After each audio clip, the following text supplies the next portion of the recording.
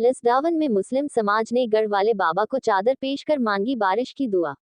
भैरूलाल खटीक की रिपोर्ट के मुताबिक गांव लसदावन में समस्त मुस्लिम समाज में भाईचारा का संदेश देते हुए पूरे गांव की परिक्रमा लगा कर ढोल बाजों के साथ बारिश की दुआ मांगी। गांव में लगातार बारिश की कमी को देखते हुए जहां हिंदू और मुस्लिम समुदाय हेमाड़ी माताजी की सभी ने मिलजुल कर पूजा अर्चना की।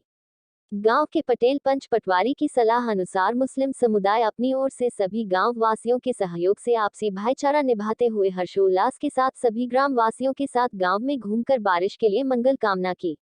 ईश्वर से प्रार्थना की इसकी जल्द से जल्द बारिश करा कर सूखाग्रस्त इलाके में हरा भरा कर दे। इन्हीं मंगल कामना के साथ गढ़वाले बाबा को चादर पेश कर खुशहाली की दुआ मांगी।